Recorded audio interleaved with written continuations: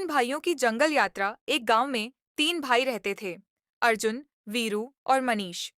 तीनों बचपन से ही बहुत जिज्ञासु थे।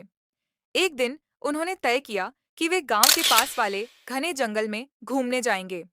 सुबह सुबह जब सूरज की किरणें धरती को छू रही थीं, तीनों भाइयों ने अपने अपने छोटे छोटे झोले उठाए और जंगल की ओर चल पड़े। रास्ते में हरे भरे पेड़, चहचहाते पंछी और ठंडी हवा उन्हें रोमांचित कर रही थी। जंगल में घुसते ही उन्हें तरह तरह की आवाजें सुनाई देने लगीं। कहीं झरने की कलकल, कहीं पत्तों की सरसराहट, तो कहीं जानवरों की हल्की आहट।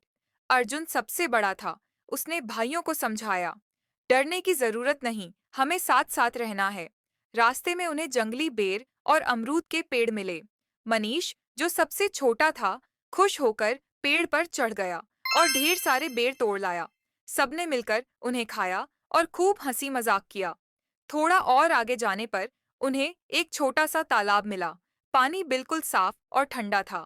वीरू ने सुझाव दिया, चलो यहाँ थोड़ा आराम करते हैं। तीनों भाई तालाब के किनारे बैठकर अपने पैर पानी में डुबोकर बातें करने लगे।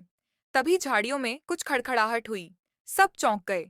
अचानक एक हिरण बाहर निकला और तेजी से दौड़ता हुआ जंगल के भीतर गायब हो गया। तीनों भाइयों ने राहत की सांस ली और खुशी से ताली बजाई। शाम होते होते आसमान सुनहरा हो गया। पक्षियों की टोली अपने घोंसलों की ओर लौट रही थी।